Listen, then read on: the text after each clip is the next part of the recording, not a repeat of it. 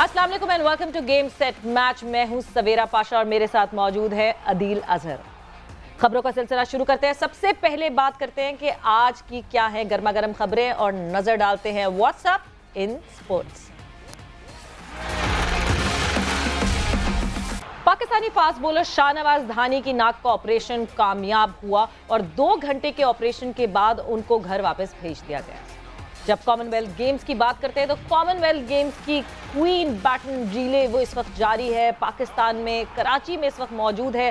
Commonwealth की torch मज़ार कायद पर वजीर आला सिंध के हवाले की गई और सेरेमनी में चैंपियन रेसलर इनाम बट भी मौजूद थे और हमारे ओलंपियन अरशद नदीम भी मौजूद थे। इस मौके पर मुराद अली शाह साहब का कहना था कि वो उम्मीद करते हैं कि अच्छी ट्रेनिंग के बाद एथलीट्स मेडल हासिल करेंगे, जो कि ट्रेनिंग नहीं हो रही, उस पर हम आगे जाके अभी ज़रूर बात करेंगे। कायद-ए-आज़म ट्रॉफी फाइनल की बात की जाए तो केपी और नॉर्दर्न इस वक्त डे 4 का मैच खेल रहे हैं और डे 4 की शुरुआत हो चुकी है। केपी ने अपनी पहली इनिंग्स में 374 रन बनाए थे। नॉर्दर्न 256 पर ऑल आउट हो गई और इस वक्त केपी के ओपनर्स क्रीज पर मौजूद। एशेज के हवाले से बात करते हैं तो ऑस्ट्रेलिया ने तीसरे टेस्ट में इंग्लैंड को 1 इनिंग और 14 रन से शिकस्त दे दी और सीरीज में 3-0 की बढ़तरी हासिल कर ली। अगर highlight of the day, highlight of the match बात की जाए तो डेब्यूटेंट स्कॉट बोलांड ने 4 ओवर्स में सिर्फ 7 रन देकर 6 विकेटें हासिल की। साथ ही साथ इन दी एंड अगर बात की जाए आईसीसी की तो आईसीसी ने जो है वो test player of the year की नॉमिनेशंस जारी कर दी हैं और अफसोस की बात यह है कि कोई पाकिस्तानी खिलाड़ी इस नॉमिनेशन में मौजूद नहीं है। जो रूट हैं, रविंद्र चंद्र अश्विन हैं, काइल जेमिसन हैं और करुणा रत्ने हैं। सो डिस्कशन का आगाज करते हैं और इसी अदील मैं सबसे पहले आपसे बात करूंगी, कोई प्लेयर मतलब क्या हुआ 2021 में, क्या पाकिस्तान ने खेला ही नहीं है? देखिए टेस्ट जहाँ तक पाकिस्तान की परफॉर्मेंस का ताल्लुक है, आई थिंक इस सीज़न में I am disappointed as a cricket fan, as a Pakistani cricket fan. I really expected कि इसमें एक पाकिस्तानी नॉमिनेशन बनती है। Shaheen Shah Afridi second highest wicket taker भी रहे अश्विन के बाद और कम से कम देखिए अक्सर ऐसा होता है कि चलें आपका बंदा नॉमिनेट ना हो, लेकिन जो नॉमिनेट होते हैं उनको देख के आप कह रहे होते हैं यार इसकी जगह तो हमारे बंदे की जगह बन सकती थी।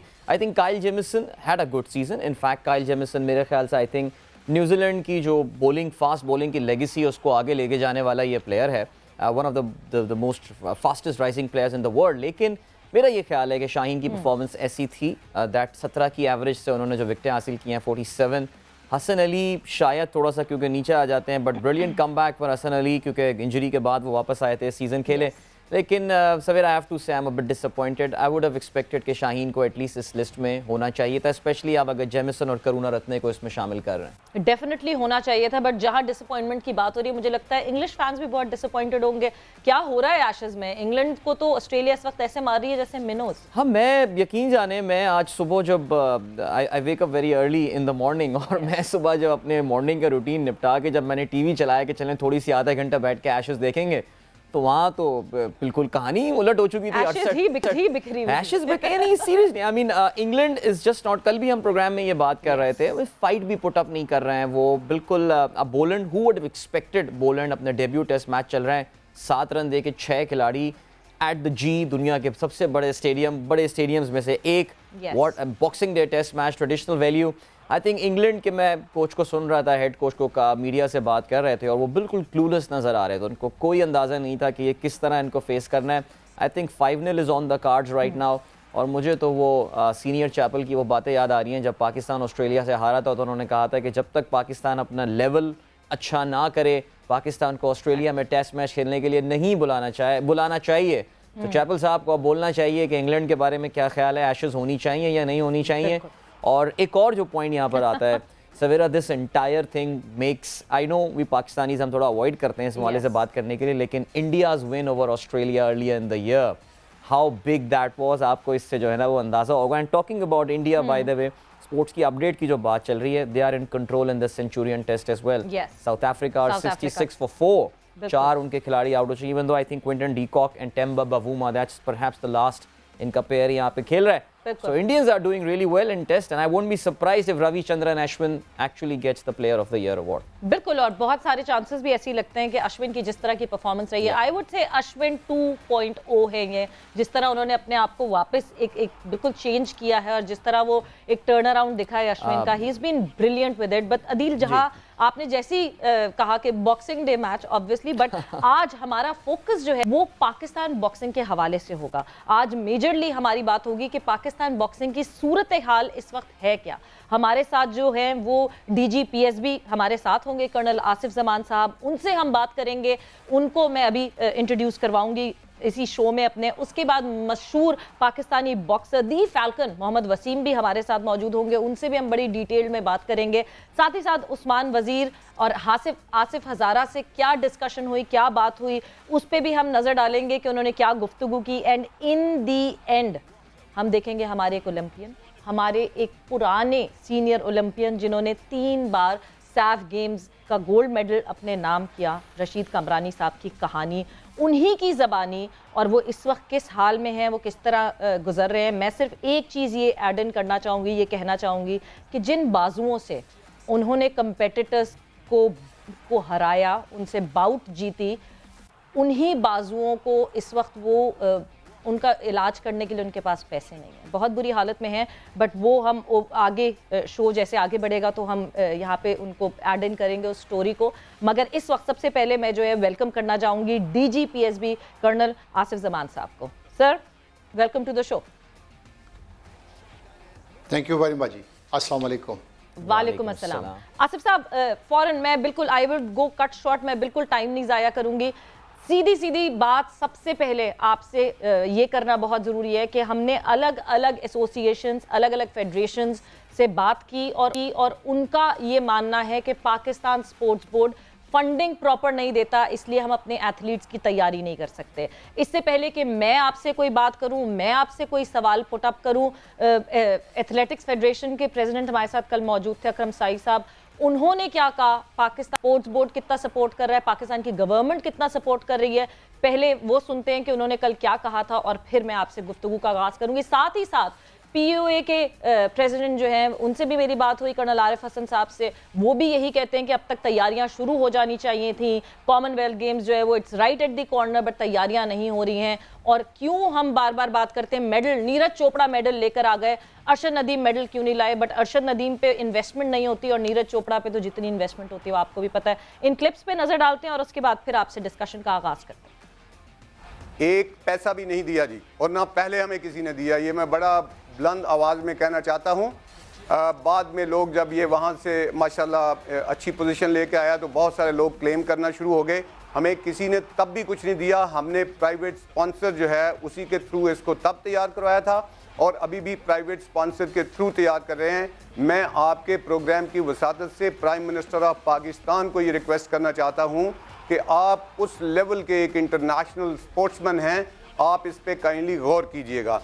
ये कुछ नहीं हो रहा, टोटल लोगों ने अपना रोजी रोटी का सिलसिला बनाया हुआ है, किसी को पाकिस्तान की स्पोर्ट्स की बेहतरी करने का कोई बिल्कुल भी इस तरफ कोई एफर्ट नहीं हो रही। ये गवर्नमेंट की सपोर्ट में कह चुका हूँ पहले ही कि गवर्नमेंट की सपोर्ट के बगैर कुछ नहीं हो सकता, और गवर्नमेंट की जो कि इस वक्त इस मुल्क के लिए पूरे मुल्क के हर लिहाज से जिम्मेदारी है, मेरे से भी ज़्यादा उनकी जिम्मेदारी बनती है। मैं तो एक वॉलंटियर हूँ, मेरी तो कोई पे प्रिविलेजेस पर्क्स कुछ नहीं है, मैं वॉलंटियर कर रहा हूँ, मैं जो कुछ भी इस पे स्पेंड भी कर रहा हूँ वो मैं अपनी जेब से कर रहा हूँ। मैं अपने दोस्त अहबाब से जाके रिक्वेस्ट करके मेहनत करके उनकी स्पॉन्सरशिप ले रहा हूँ इनके लिए। तो ये बेसिकली गवर्नमेंट का काम है, तो गवर्नमेंट सपोर्ट करे, और इसको हम चाहे अमेरिका भेजना पड़े, जर्मनी भेजना पड़े, हम तो चूँकि हमारा चैनल है ना। जब तक आप बाकियों को भी तला तालिब is as good, in fact, मतलब the 3 shooters who went, how come no one is talking about them? I mean, ये उनके बात होएगी तो फिर चलेगा। Now it's a very very big thing कि being 7th or 10th or 14th or 15th in the world, and this is the first time that these shooters had qualified. कभी नहीं हुआ था ये। Alternate programs have to be made because they will always be changing. Again, आपने चोपड़ा का example the. Chopra has got one of the best coaches, technical coaches in the world. He's got one of the best physiotherapists in the world. ठीक है ना।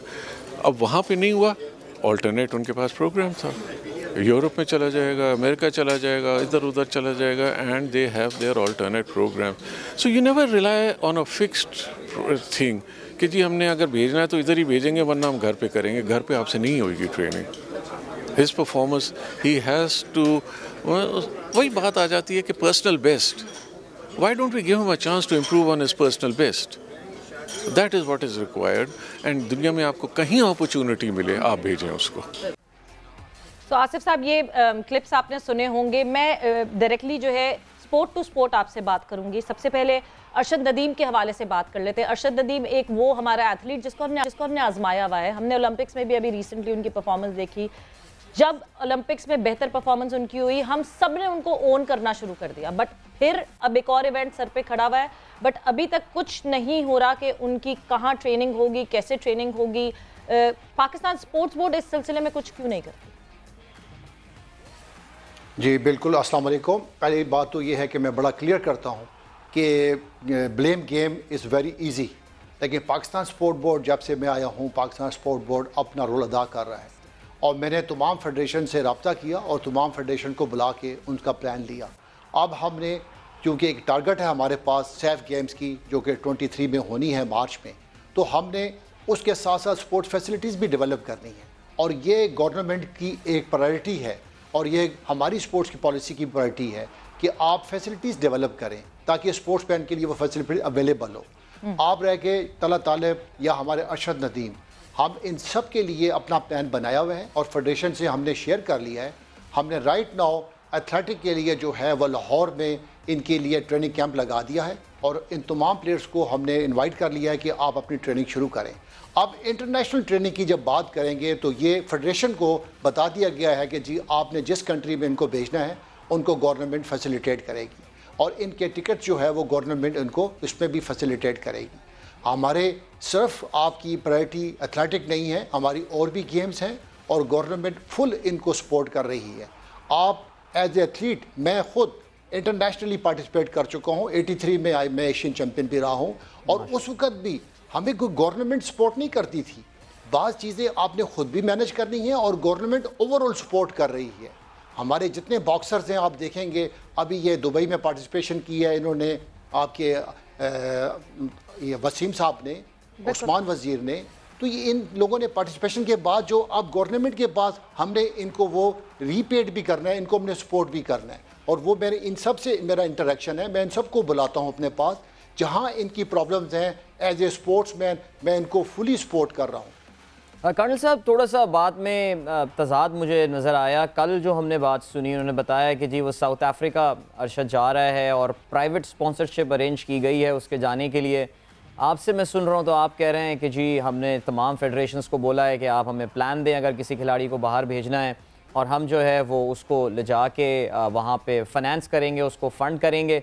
तो बातों में एक contradiction नज़र आती है। और दूसरा पॉइंट जो है वो ये कि आप टारगेट कर रहे हैं 2023 का सैफ गेम्स। आपके जो कॉमनवेल्थ गेम्स हैं वो तो उससे काफ़ी पहले 2022 में होने वाले हैं। लास्ट टाइम हमने एक गोल्ड जीता था, इनाम गोल्ड जीत कर आया था, तलहा ने ब्रॉन्ज जीता था वहाँ पे। क्या कॉमनवेल्थ गेम्स पे हमारा फोकस नहीं है? 2 सवाल के मैं जवाब जानना चाहूँगा। एक तो ये जो कॉन्ट्रडिक्शन बातों में 2 नज़र आया और दूसरा हमारा जो प्लान आप बता रहे हैं, where does commonwealth game lie in that? जी बिल्कुल, ऐसा कोई कॉन्ट्रडिक्शन नहीं है। ये games sir as per plan है। अगर हमारी कॉमनवेल्थ गेम्स होनी है, उसके बाद एशियन गेम्स होनी है और फिर सैफ गेम्स होनी है, तो हम साथ साथ जो है इनकी वो प्लानिंग कर रहे हैं। लेकिन जब आप बात करते हैं कोई भी प्लेयर जो पार्टिसिपेशन करते हैं, अगर आप टेनिस प्लेयर की बात करें इसामुल हक, तो वो तो अपनी पार्टिसिपेशन इंटरनेशनली कर रहा है, लेकिन वो गवर्नमेंट उसको जब भी एक अवार्ड या कैश अवार्ड या किसी एक टर्म के अंदर पार्टिसिपेशन के लिए जो फैसिलिटीज़ प्रोवाइड करता है, ये भी गवर्नमेंट के उस पर एक्सपेंडिचर पे जाते हैं। तो हमारे लिए ये है कि अगर फेडरेशन उनको किसी तरीके से ब्रांडिंग या मार्केटिंग कर रही है तो ये तो बहुत अच्छी बात है। ये तो हम तमाम फेडरेशन को डायरेक्ट कर रहे हैं कि अब आप मार्केटिंग की तरफ भी जाएं और CSR की तरफ आप जितनी भी हैं बड़ी बड़ी कंपनीज वो उनकी ब्रांडिंग भी करेंगे। तो दिस इज़ नॉट बैड, ये तो एक अच्छा एक पॉजिटिव चीज़ है। हम चाहते हैं जब गवर्नमेंट के बिगर सोर्सेस हैं, इसमें अभी डिवॉल्व के बाद सूबों को बहुत ज़्यादा फंड है, तो सूबे भी प्रोमिसेस भी इनको सपोर्ट करेंगे और पाकिस्तान गवर्नमेंट भी जो है इनको सपोर्ट करेगी। बट आसिफ साहब जब फिर तो वही बात जो अभी अदील ने आपसे की कि फिर तो मुझे ये लगता है कि अकरम साहब ने यहाँ बैठ के हमसे गलत बयानी की है कि पाकिस्तान स्पोर्ट्स बोर्ड ने किसी तरह सपोर्ट नहीं किया, पाकिस्तान गवर्नमेंट ने हमें कोई सपोर्ट नहीं दी, साउथ अफ्रीका का हमने प्लान बनाया, वहाँ ओमिक्रॉन आ गया, तो अब यहीं बैठा हुआ है अरशद, और अरशद यहीं लाहौर में नाला थे, वो कल काफी नाराज थे, वो बहुत नाराज थे। उन्होंने कहा फैसिलिटीज हैं बट कोच नहीं है। अगर अरशद 90 तक पहुंच गया है तो अब 90 से ऊपर पहुंचाने के लिए he needs a professional high quality coach, और वो कोच जो है उनको शायद यूएस जाके मिलेगा, मगर पाकिस्तान गवर्नमेंट कोई सपोर्ट नहीं कर रही है। एंड देन फिर मुराद अली शाह साहब टॉर्च के साथ, जब उनको टॉर्च मिलती तो वो कहते हैं कि नहीं जी, मैं उम्मीद करता हूं कि ट्रेनिंग अच्छी होगी लड़कों की और हमारे प्लेयर्स की, और वो मेडल्स लेकर आएंगे। तो ट्रेनिंग तो हो ही नहीं रही, तो अच्छी कहां से होगी? देखिए जी, गवर्नमेंट जो सपोर्ट करती है वो ग्रास रूट लेवल के ऊपर करती है। जब मुझे आए हुए, जब जिस तरह टाइम पे मैं सपोर्ट कर रहा हूँ ग्रास रूट के ऊपर, आपके इंटर बोर्ड, आपके इंटर यूनिवर्सिटीज़, स्कूल कॉलेज के ऊपर, ये एक बहुत बड़ा एक्सपेंडिचर है जिसके अंदर फुली गवर्नमेंट सपोर्ट कर रही है। ये आप अरशद नदीम की बात करेंगे, ये हमारा सुपर एलीट है, इनकी तो ब्रांडिंग भी हो रही है, इनकी ओवरऑल पूरे पाकिस्तान में सपोर्ट हो रही है, तो ये कोई ऐसा इशू नहीं है। तो हम जो अगर जनरल सही बात कर रहे हैं वो भी ठीक कर रहे हैं, गलत नहीं कर रही कि गवर्नमेंट सपोर्ट अपनी एक लिमिटेड रिसोर्स पे कर रही है। हमें स्पोर्ट्स में ज़्यादा जो है एक बजट चाहिए, और वो हमने भी गवर्नमेंट के ऊपर हमें काम कर रहे हैं ताकि जितना हमारे पास एक अच्छा बजट होगा हम ज़्यादा एक्सपेंडिचर कर सकेंगे। लेकिन अब एक डिवॉल्व सब्जेक्ट है तो प्रोमिसेस के पास ज़्यादा बजट है, प्रोमिसेस ने फुली सपोर्ट करनी है इन तमाम एथलीट्स को। आपने जिस तरह बात की, आपके फाइनेंसेस की बात की कि जी ठीक है हम ग्रास रूट लेवल पे काम कर सकते हैं, इन एलीट जो हमारे एथलीट्स हैं उनके लिए स्पॉन्सर्स मिल जाएंगे। थोड़ा सा मैं कुछ फैक्ट्स एंड फिगर्स बताना क्या चाहूँगी, आपसे पूछना चाहूँगी कि जो हम तक पहुँचे हैं क्या ये करेक्ट हैं कि 1 अरब ग्रांट मिलती है पाकिस्तान स्पोर्ट्स बोर्ड को, जिसमें से 40% जो सारे फंड्स हैं वो पेंशन और सैलरीज में चले जाते हैं, फिर बाकी रह जाते हैं 60% फंड्स। जो 60% फंड्स हैं वो 41 एसोसिएशंस हैं आप लोग के अंडर या फेडरेशंस हैं, जिसके इर्द गिर्द जो है वो डिवाइड किए जाते हैं। क्या ये सही है इन्फॉर्मेशन आसिफ साहब? जी बिल्कुल, ये इन्फॉर्मेशन ठीक है। जो आपका एक रेशो है जो हम स्पोर्ट डेवलपमेंट पे करते हैं, लेकिन ये आपको मैं कह रहा हूँ ये डिवॉल्व सब्जेक्ट है, और अब डिवॉल्व के अंदर जो है प्रोमिसेस का बजट है हमसे ज़्यादा है। अगर हमने हॉकी की अगर पार्टिसिपेशन हुई है अभी ढाका में और इंडिया में, तो उनको सिंध गवर्नमेंट ने भी स्पॉन्सर किया है और साथ पंजाब गवर्नमेंट ने भी किया है, जहां इन तमाम प्रोमिसेस को वो हम एज ए रेगुलेटर हम काम कर रहे हैं, हम उनको भी साथ साथ लेके चल रहे हैं कि जी आपने अपने स्पोर्ट्समैन को और मुख्तलिफ स्पोर्ट्स के इवेंट्स को आपने सपोर्ट कर रहे हैं, और साथ साथ जो है उसकी मार्केटिंग और उसकी ब्रांडिंग भी करनी है, और ये हमें एक मॉडल अपनाना पड़ेगा। फिर मुझे समझ नहीं आता कि कब सब क्यों शिकायत करते हैं इस बात की कि फंड्स नहीं हैं, हम अपनी जेब से पैसे लेकर जा रहे हैं। 2-3 और मैं आपके सामने केसेस रखूंगी आगे जैसे जैसे शो बढ़ता जाएगा, मगर उसके साथ साथ हमें जो है इस वक्त ज्वाइन किया है मोहम्मद वसीम फाल्कन, किसी तारुफ के मोहताज नहीं, और वसीम को सबसे पहले मैं खुशामदीद कहूँगी इस शो पे। Waseem, welcome to the show, और सबसे पहले आपको congratulation for topping the fly weight ranking. Thank you so much, बहुत शुक्रिया। अस्सलाम वालेकुम। वालेकुम अस्सलाम। तो वसीम, स्ट्रेट फॉरवर्डली आपसे भी यही सवाल पूछते हैं, आप सुन भी रहे थे हमारी जो कॉन्वर्जेशन हो रही थी। आसिफ साहब तो कहते हैं कि फंड्स का इशू ऐसा नहीं आता, हम सारी एसोसिएशंस को सारी फेडरेशंस को देते हैं फंड्स, बट आप लोग क्योंकि एलीट एथलीट्स हैं तो आप लोग अपने स्पॉन्सर्स खुद ढूंढें। जी बिल्कुल, मैं तो 2014 एशियन गेम्स के बाद मुझे एक अच्छी सी अपॉर्चुनिटी मिली जो मैंने अवेल की। मेरे टाइम के जितने भी बॉक्सर्स हैं अगर वो मेरे तरह होते तो वो भी बहुत आगे जाते, लेकिन अनफॉर्चुनेटली उनको कोई सपोर्ट नहीं हुआ।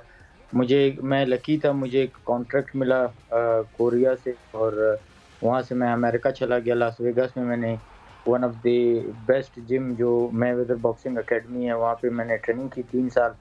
उसके बाद फिर अल्हम्दुलिल्लाह मैंने दोबारा से एक कॉन्ट्रैक्ट साइन किया रिसेंटली 2018 में MTK के साथ। मैं स्टिल उनके साथ हूँ, उनके साथ ही काम कर रहा हूँ, और मैं लकी था, और मैंने जितने भी फाइट्स किए मुझे जितने भी मिलते हैं वो वहीं से मिलते हैं। पाकिस्तान से तो मतलब हमें 1 रुपये का भी स्पॉन्सर नहीं मिलता, लेकिन मैं एज ए नेशनल चैम्पियन बहुत टाइम रहा हूँ, और मैं यही Pakistan sports board, Pakistan boxing federation से ही मैं निकला हूँ। तो उस टाइम में तो काफ़ी ज़्यादा कैंप्स थे, नेशनल कैंप्स लगे होते थे। पाकिस्तान स्पोर्ट बोर्ड बहुत ही ज़्यादा बॉक्सरों को लुक आफ्टर करना और सालों साल ट्रेनिंग कैंप्स और क्यूबन कोचेस, इस तरह का माहौल था। लेकिन अब इस गवर्नमेंट में आई थिंक इतना वो नहीं है, कैंप्स भी तकरीबन बंद हुए हैं। लेकिन अभी रिसेंटली मैं डीजी स्पोर्ट्स से मिला था। ये एक ऐसे इंसान हैं जिन्होंने स्पोर्ट्स को काफ़ी सपोर्ट करने की कोशिश की अपनी तरफ से और कोशिश कर रहे हैं। हम जाते हैं वहाँ पे स्पोर्ट्स बोर्ड में, इनको देखते हैं, काफ़ी काम कर रहा होता है, लेकिन एक बंदे से नहीं होता। और यहाँ पर ये इन चीज़ों की बिल्कुल अवेयरनेस नहीं है कि अपने एथलीट को स्पॉन्सर करे, अपने एथलीट को आगे लेके जाएं। यहाँ पर इस तरह का कोई भी नहीं। मैं तो लकी हूँ कि मैं एक one of the best boxing promotion company है प्रोबेलम और एमटीके के साथ हूँ, जो मैं आगे जा रहा हूँ। तो वसीम, अब आप माशाल्लाह आपने बताया बड़े खुशकिस्मत हैं, अल्लाह ताला आपको आगे भी कामयाबी दे। आप पाकिस्तान की बॉक्सिंग आपकी नज़र से तो ज़ाहिर है गुजरती है, आप जानते भी होंगे कौन से हमारे बॉक्सर अच्छे परफॉर्म कर रहे हैं। वो क्या वजह है कि हमारे बाकी बॉक्सर्स को इस तरह के कॉन्ट्रैक्ट नहीं मिल पा रहे हैं? क्या टैलेंट की कमी है या वो स्पोर्ट्स मैनेजमेंट का जो वो एक तरीक़ाकार होता है खिलाड़ियों को आगे लेकर आना, उनको इंट्रोड्यूस कराना इन स्पोर्ट्स मैनेजमेंट कंपनीज़ के साथ, कहाँ कमी रह जा रही है? और बॉक्सर हमें हमारे फैल्कन जैसे जो हैं वो आगे क्यों नहीं नज़र आ रहे हैं जो कि इतनी बड़ी कंपनीज़ के साथ डील कर रहे हों? देखिए, आपको कंपनीज उस टाइम साइन करते हैं जब वो आपको एमेच्योर बॉक्सिंग में, एलीट एमेच्योर बॉक्सिंग में आपको देखते हैं। मैं 2 टाइम कॉमनवेल्थ गेम्स का मेडलिस्ट हूँ, एशियन गेम्स का मेडलिस्ट हूँ। जो एशियन गेम्स में मेडल जीतना इस तरह है कि आप ओलंपिक में मेडल जीतना, और वर्ल्ड कॉम्बैट गेम्स का मैं गोल्ड मेडल हूँ। मेरे तकरीबन 13 to 14 इंटरनेशनल मेडल्स हैं एमेच्योर बॉक्सिंग में। तो वहाँ से मुझे अपॉर्चुनिटी मिली है, मुझे देख के, मेरी फाइट देख के उन्होंने मुझे वहाँ से लिया है और मुझ पे थाउजेंड्स ऑफ पाउंड्स पर कैंप में मेरे 60 to 65,000 पाउंड मेरे ट्रेनिंग कैंप पे खर्च होते हैं। वो सब वो करते हैं, मुझे स्पॉन्सरशिप देते हैं। लेकिन यहाँ से तो हमें कुछ भी नहीं मिलता। अब हमारे यहाँ पर जो रियल टैलेंट है वो बिल्कुल भी मतलब उनको कोई भी सपोर्ट नहीं है जो रियल टैलेंट है। लेकिन जो बोगस है, जो खुद जाके फाइट करते हैं, जैसे आपने ये उस्मान का नाम लिया, इसने तो आज तक नेशनल चैम्पियनशिप में ब्रॉन्ज मेडल नहीं जीता।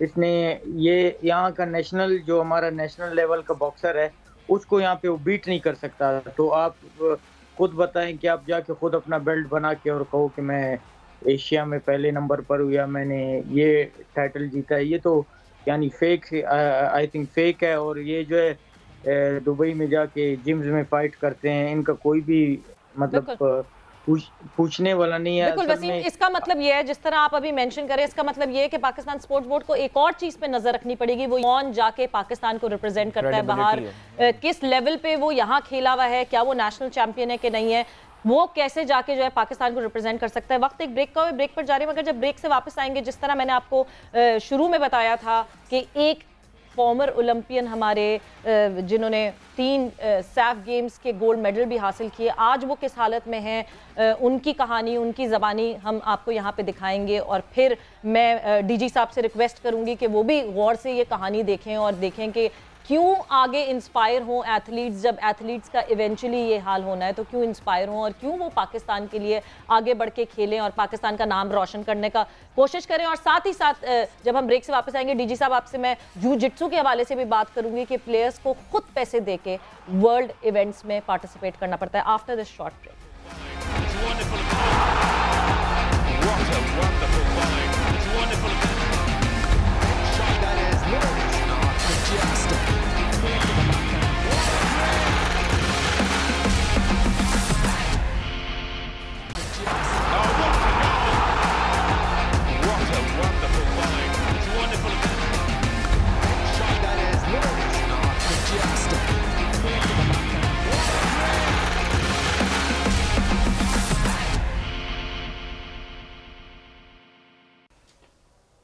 जी बिल्कुल, इस वक्त में पाकिस्तान का नाम, पाकिस्तान की पहचान रशीद कमरानी, जो कि बॉक्सिंग की दुनिया में इन्होंने पाकिस्तान को बेतहाशा मेडल जिताए हैं और ऐसी ऐसी जीत दिलाई हैं जो कि कोई और हासिल नहीं कर सका है। मगर इस वक्त तो उनकी जो हालत ज़ार है वो सबके सामने है। समा की स्क्रीन पे आप देख सकते हैं कि एक्सीडेंट हुआ है और एक्सीडेंट के बाद इनके पास इलाज करवाने के लिए अभी इतने भी पैसे नहीं हैं कि ये बाकायदा तौर पर अपना प्रॉपर इलाज करा सकें। बैंडेज की जगह इन्होंने टायर के ट्यूब बांधे हुए हैं। ऑपरेशन इनका इसलिए नहीं हो पा रहा कि क्योंकि ये दिल के आर्दे में भी मुब्तला हैं। रशीद कमरानी साहब, आप हमारे लिए हीरो हैं, पाकिस्तान के लिए हीरो हैं। हमें ये स्टोरी दिखाते हुए अच्छा तो नहीं लग रहा, मगर हकीकत यही है। क्या कहना चाहेंगे? अथॉरिटीज़ इस वक्त हमारे साथ मौजूद हैं, कोई ऐसी बात जो आप कहना चाहें? किन हालात से गुजर रहे हैं आप? हालात तो बहुत सारे हैं, किस को मुँह दें, किसको कहें। मेन चीज़ ये कि मुझे पाकिस्तान स्टिल गवर्नमेंट से ये कि हमको हमारा मुस्तकबिल जो तारी हो चुका है, आने वाली नस्ल के लिए कुछ नहीं है। मैं ख़ुद बहुत सर्वाइव कर चुका हूँ, सब कुछ ख़त्म होगा मेरा। मगर हुक्म मुबारक से मैं यही चाहता हूँ कि मेरी माली फाइनेंशियल सपोर्ट की जाए, मेरा इलाज कराया जाए। पाकिस्तान गवर्नमेंट, हमने इंडिया के लिए नहीं खेला, हमने इस मुल्क के लिए खेला है। इस मुल्क के लिए हमने अपनी सर तोड़ जान लगा दी, मगर हमको जो मिलना था ना उसको भरा नाम कुछ भी नहीं मिला। मैं हक में अपना हक मांगता हूँ। जो इस मुल्क के लिए मैंने खेला, इस मुल्क का हलाली परचम मैंने सुरखरू किया, पाकिस्तान का उस जगह पे मैंने नाम रोशन किया। पाकिस्तान को लोग जानते ही नहीं है, वो बोलते हैं पाकिस्तान ये कौन सा मुल्क है भाई? पाकिस्तान अच्छा पाकिस्तान भी कोई मुल्क है? बोला हाँ पाकिस्तान। मैं गया था सेंटर अमेरिका 1996 में, जिसको कहते हैं क्यूबा। पाकिस्तान का हलाली परचम जब सुर्ख हुआ, कौमी तराना बजा, आँखों में आंसू भी आए। मगर उस जगह पे मैंने किया कि जब पाकिस्तान को देखते कि ये पाकिस्तान का झंडा जब सुर्ख हुआ, बुलंद हुआ, तो मेरा सीना चौड़ा हो गया। मगर वहाँ तो करते हैं, मगर यहाँ आने के बाद हमको घास भी नहीं डालते। अब मैं रोड पे आ गया हूँ। मैं समझता मैं ख्वाब देख रहा था। बीवी गई, बच्चे गए, नौकरी गई, हादसा हो गया, हार्ट का पेशेंट हूँ, हार्ट का मरीज़ हूँ। अभी किसी की दवाई मैंने नहीं खाई है। डॉक्टर बोले आप ताहयात आपको ये दवाई खानी है। अब वो डॉक्टर के 1200 से 1500 रुपये की दवाई है, 2 हफ्ते से मैंने नहीं ली। अब मैं कैसे को, इससे पहले 2 महीने पहले भी मैंने दवाई 2 महीने से छोड़ दी थी। बहुत बहुत शुक्रिया। रशीद कमरानी हमारे साथ मौजूद थे और ये कह रहे हैं इन्हें कुछ नहीं चाहिए, इन्हें सिर्फ उनका हक चाहिए। आसिफ साहब, आपने भी ये कहानी सुनी होगी, आपने भी ये बात सुनी होगी। मतलब हम अपने फॉर्मर ओलंपियंस का, हम अपने एथलीट्स का, हम अपने उन लोगों का ख्याल ना रख सकें जो मुल्क दुनिया भर इधर उधर जाते हैं और हमारे मुल्क का नाम रोशन करते हैं। जहां मैंने आपसे बात की थी कि 40% of your funds goes to the pension and salary, क्या हम कोई फ़ंड इनके लिए नहीं बना सकते? किस कस्मापुर्ची की हालत में है इस वक्त हमारे फॉर्मर ओलंपियन? जी बिल्कुल, आप ठीक कह रही हैं। जो कोई मैकेनिज़्म, कोई सिस्टम नहीं था जिसके लिए मैंने आते सार हमने एक स्पोर्ट्स पॉलिसी पे काम किया, और जो एक पॉलिसी ऐसी आ रही है जिसके अंदर हमने इंडोमेंट फ़ंड रखा हुआ है। और अभी भी मैंने आते सारी है जितने भी हमारे नीडी स्पोर्ट्समैन हैं उनका कोई निज़ाम बना दिया है, और मैं उनको बिल्कुल दावत देता हूँ जो अगर मेरी नॉलेज में नहीं है, जो हमारे रडार पे नहीं है, वो आएँ और वेलकम करें, क्योंकि अब हम इस सिस्टम को बेहतर से बेहतर करना चाहेंगे इंशाल्लाह ताला, और एक मैकेनिज़्म बनाएंगे जिसके अंदर हमारे चाहे ओलंपियंस हैं या हमारे कोई भी आउटस्टैंडिंग स्पोर्ट्समैन हैं, उनका कोई निज़ाम होना चाहिए, उनको कोई फ़ंड मिलना चाहिए, और उनकी जो भी है, अगर वो बीमार हैं या उनको कोई मेडिकल फैसिलिटीज़ चाहिए, वो हम उनको प्रोवाइड कर सके। कर्नल साहब, हम तो देखिए समा कमरानी कता कलामी की माफ़ी चाहता हूँ, बिकॉज मामला देखिए आप भी सुनकर जज्बाती हुए, हमने भी रशीद साहब को जिन हालात में देखा हम भी जज्बाती हुए काफ़ी देख कर। अब ज़ाहिर है आप ये कह रहे हैं कि आपने एंडाउमेंट फ़ंड, ज़ाहिर है वो सब सिलसिला आएगा, वो टाइम लगेगा। Kamrani is in need of urgent help, उनको अभी हेल्प चाहिए। वो किसी अभी एक कागजी कार्रवाई और उसका इंतज़ार नहीं कर सकते। आपको अंदाज़ा होगा वो किन दवाओं की बातें कर रहे हैं जो दिल के मरीज़ों को हर वक्त लेनी पड़ती हैं। ब्लड थिनिंग डिवाइस, ये दवाएं होती हैं, ना लें तो ये बेचारे मर जाएंगे। ये हम इमीडिएटली पाकिस्तान स्पोर्ट्स बोर्ड क्या कर सकता है रशीद कमरानी के लिए? कोई मैसेज अगर आप उनको देना चाहें या हमारे तवस्सुत, समा के तवस्सुत से हम उनको मैसेज पहुंचा सकें। बिल्कुल मेरा मैसेज है उनको, आप इमीडिएटली जो है हमसे पाकिस्तान स्पोर्ट बोर्ड से, और वरना मैं अवेलेबल हूँ, क्योंकि मैं एथलीट हूँ और मैं इस चीज़ को समझ सकता हूँ। नॉन एथलीट, और जब तक एक बेस्ट अप का एथलीट हो और वो इस प्रोसेस से गुजरा हो, और उनको ये मालूम है कि इनके क्या इश्यूज़ होते हैं, और फिर मैं स्पोर्ट्स की मैनेजमेंट में रहा हूँ, तो मुझे इसका अंदाज़ा है कि इसको कैसे इसको चलाना है, इनके सोल्यूशन क्या है। तो मैं इनको रिक्वेस्ट करता हूँ ये आएँ, ना ये बल्कि कोई भी ऐसा नीडी हो वो बिल्कुल पाकिस्तान स्पोर्ट बोर्ड से रब्ता करे, हम उनको सपोर्ट करेंगे। और मैंने कराची में भी हमारे बॉक्सर हैं, मैं ख़ुद अप्रोच करता हूँ, मैं ख़ुद उनको डायरेक्ट कॉन्टेक्ट करता हूँ। तो हमारा ये निज़ाम और ये मैकेनिज़्म स्ट्रांग होना चाहिए, और हमारे जितने ओलंपियंस हैं और हमारे जितने आउटस्टैंडिंग स्पोर्ट्समैन हैं उनकी भरपूर तरीके से हेल्प होनी चाहिए, ना कि सिर्फ पाकिस्तान स्पोर्ट बोर्ड, बल्कि मैं चारों प्रोविंसेस को बताता हूँ, उनको रिक्वेस्ट करता हूँ कि वो अपने अपने सूबे के अंदर अपने स्पोर्ट्समैन की वो ज़रूर लुक आफ्टर करें। बिल्कुल, ये लुक आफ्टर होनी चाहिए और वेल बीइंग के बारे में सोचना चाहिए, एथलीट्स के बारे में। थोड़ा सा मैं रशीद कामरानी साहब की सिचुएशन को और ज़्यादा एलैबोरेट कर दूं। सबसे पहले तो रशीद कामरानी साहब, आप कर्नल आसिफ साहब को कांटेक्ट करें, पाकिस्तान स्पोर्ट्स बोर्ड को कांटेक्ट करें और आपके लिए फ़ौरन कुछ ना कुछ किया जाएगा। इस वक्त आपने जो फुटेज देखी रशीद कामरानी साहब की, आपको वो काले बैंड्स दिख रहे होंगे उनके हाथ में, उनके पाँव पे। एक एक्सीडेंट की वजह से उनका फ्रैक्चर हो गया है, और वो क्योंकि अपने फ्रैक्चर के लिए कोई ऑपरेशन या कुछ नहीं करवा सकते, तो जो टायर की ट्यूब होती है उस ट्यूब को बांध के उन्होंने अपनी तकलीफ कम करने के लिए कि किसी तरह जुड़ जाए वो हड्डी। तो आप ये सोचें कि किस हालत में है वो इस वक्त। और मुझे ये लगता है कि ये हालात देख के क्यों कोई नया बच्चा जो है वो आगे बढ़ेगा, एथलीट्स ऑप्ट करेगा। इसलिए तो भागते हैं सारे बच्चे क्रिकेट खेलने के लिए कि जी क्रिकेट में बहुत पैसा है हमारे मुल्क में, या क्रिकेटर्स को बहुत जाया जाता है। मगर इस वक्त हम एक ब्रेक पर जाएंगे, और जब ब्रेक के बाद आएंगे तो वो कहते हैं ना कहीं उम्मीद ज़रूर कायम रहती है। इस तरह के हम देखते हैं चीज़ें, मगर उसके बावजूद यंगस्टर्स अभी भी दूसरे मुल्क, बाहर दुनिया में बाहर निकलते हैं और पाकिस्तान का नाम रोशन करने की कोशिश करते हैं। जानेंगे after this break.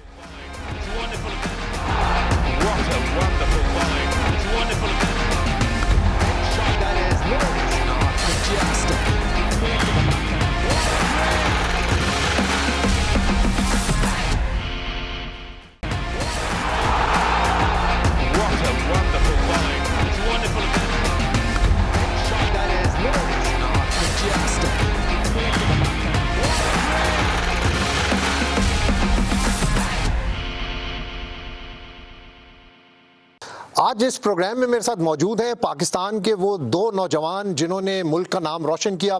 Recently UAE में जो वर्ल्ड बॉक्सिंग काउंसिल की जो फाइट थी वो अपने नाम की, अपने टाइटल का भी डिफेंड किया।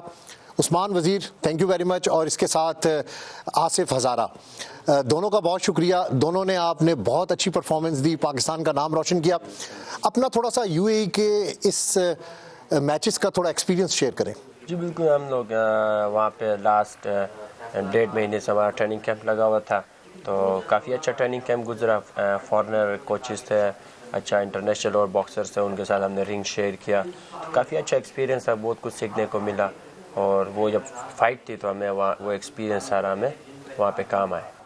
स्टिचेस भी लगे हैं आपको आसिफ हज़ारा, कितने स्टिचेस लगे और ये कैसे वाकया पेश आया? इसमें मेरा जो 19 स्टिचेस लगी है, और ये वजह थी कि मैं उससे पॉइंट पे जीत रहा था।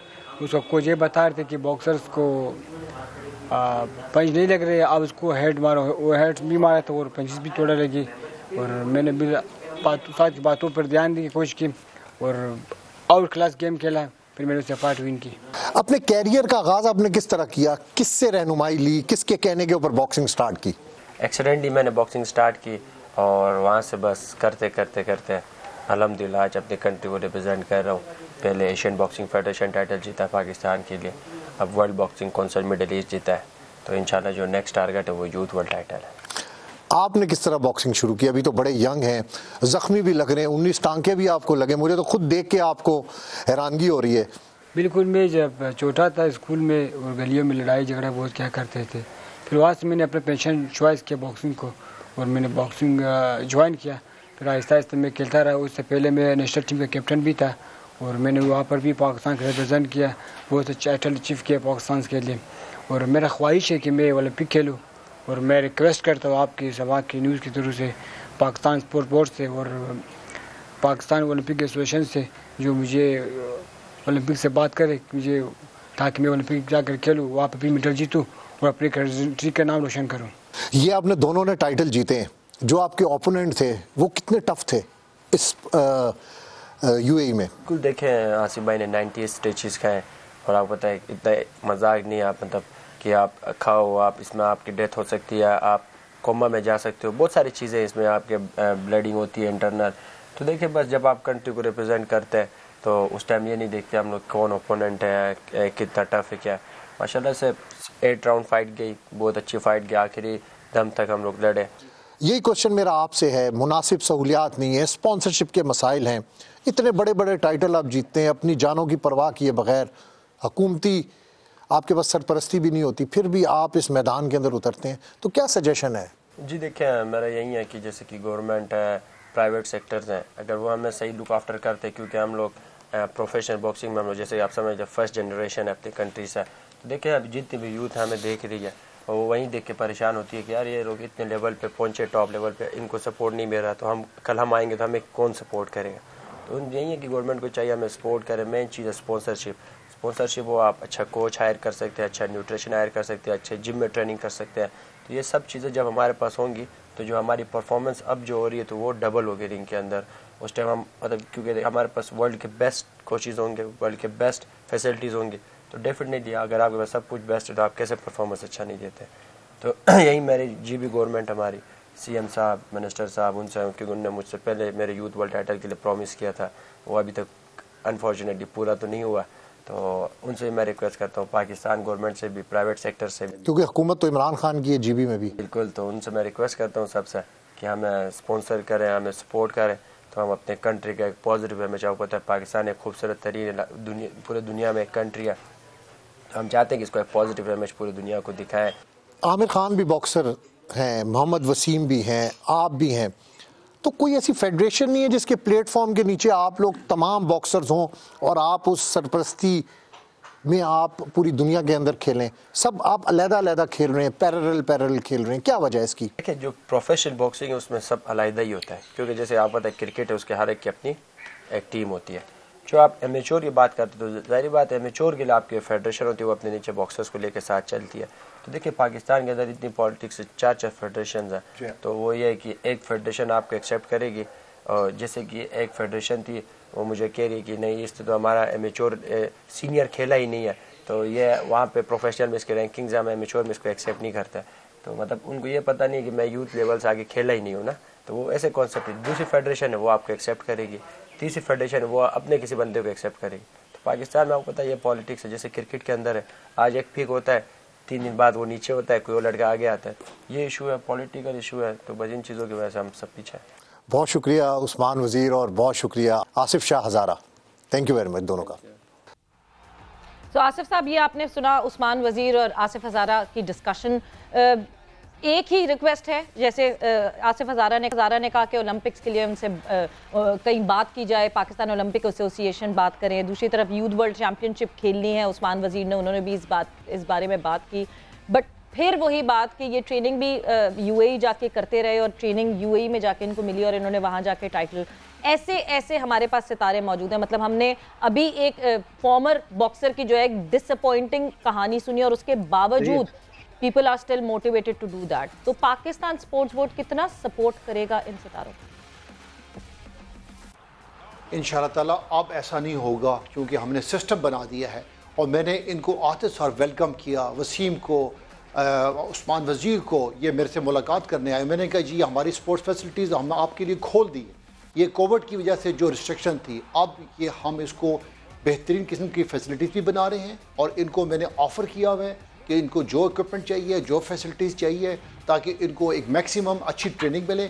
और उनके लिए मैंने बाहर इनके एम्बेसडर से मैंने रब्ता किया हुआ है क्यूबा के, जिसमें नहीं हम चाहते हैं कि इंटरनेशनल कोचेज़ आएँ, जूनियर कोच, सीनियर कोच आएँ और जो उनकी ट्रेनिंग करें। और हमारे खुद स्पोर्ट्स के जो ये बॉक्सर हैं, ये they are very good coach as well, player भी हैं और ये अच्छे खिलाड़ी हैं। मैंने आमिर खान को रिक्वेस्ट किया, वो उन्होंने मेरी मीटिंग हुई है, मैंने कहा जी हमारी स्पोर्ट्स फैसिलिटीज़ खुल गई है, अब ये खेलों का साल है, सारे एथलीट आएँ और ये फैसिलिटीज़ ना सिर्फ इस्लामाबाद, हमारे चारों प्रोविंसेस के अंदर, और बॉक्सिंग एक अच्छी स्पोर्ट्स है। Colonel Saab, we are really short on, we are really short on time, but good to know कि जी माशाल्लाह you are in touch with these players and the future looks bright इंशाल्लाह। वसीम, आखिर में आपसे कुछ कमेंट, नौजवान है, थोड़ी देर पहले हमने आपके इनके हवाले से कमेंट भी सुना, क्या देना चाहें, क्या कहना चाहेंगे, मशवरा, बिकॉज वो लड़के भी देख रहे होंगे ये program for sure, as a senior आप उनको क्या बोलेंगे?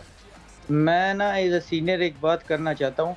आसिफ हज़ारा ने तो बॉक्सिंग खेली है और जो है इसने नेशनल कैंप में भी हमारे साथ टाइम गुजारा है। शायद अगर ये आपको सच बता दे तो बेहतर होगा इसके लिए, क्योंकि जो उस्मान है वो तो बॉक्सर ही नहीं है। अगर आप पाकिस्तान बॉक्सिंग फेडरेशन से भी पूछे तो वो आपको बता देंगे, क्योंकि अगर आप जाएंगे बॉक्सिंग हिस्ट्री पूछने के लिए पाकिस्तान में, हर दूसरे बॉक्सर को पाकिस्तान बॉक्सिंग फेडरेशन जानता है। तो ये वहाँ जाके जिम्स में करते हैं और ये बेल्ट जो है आमिर खान की जो है इन्होंने रिक्वेस्ट की है और जो है आमिर खान ने इनको ये बेल्ट दिया है और ये एक मतलब फेक बेल्ट है, ये सबको पता है। और ये ना यूथ ये तो 27 से ज़्यादा है और ये जो इसने ये बातें की है ये सब झूठ है। इसका सीवी मैंने बनाया है, इससे आप पूछिए अगर ये सच बताएंगे आपको। ठीक है जी, इसका मतलब ये कि मुझे वसीम ये बात समझ आती है कि पाकिस्तान बॉक्सिंग फेडरेशन को एक कड़ी नज़र रखनी पड़ेगी अपने सारे बॉक्सर्स पे कि कौन सा बॉक्सर बाहर जाके जो है वो पाकिस्तान के नाम पे पाकिस्तान को रिप्रेजेंट कर रहा है। बट थैंक्स अ लॉट, आप लोगों का दोनों का बहुत बहुत शुक्रिया। जाते जाते आसिफ साहब मैं ज़रूर आपको ये बात जो है वो बताती चलूँ कि रशीद कामरानी साहब ज़रूर पाकिस्तान स्पोर्ट्स बोर्ड से कॉन्टैक्ट करेंगे और समा की टीम जो है वो ज़रूर इस खबर को जो है वो रेगुलरली फॉलो करेगी। आई होप कि पाकिस्तान स्पोर्ट्स बोर्ड उनके लिए कुछ कर सकें और जल्द अज जल्द कर सकें, वो सिर्फ कागजात के बीच में दबके ना रह जाएं, फंस के ना रह जाएं और इंतजार ही ना करते रह जाएं। मगर आप लोगों का बहुत बहुत शुक्रिया कि आप लोग हिस्सा बने हमारे शो का। अदील आपका बहुत बहुत शुक्रिया for being here in the studios and thank you आप सबका जो आप लोग सब व्यूअर्स देख रहे हैं। आप लोगों ने रखना अपना ख्याल, टेक केयर, बाय बाय, अल्लाह हाफ़िज़।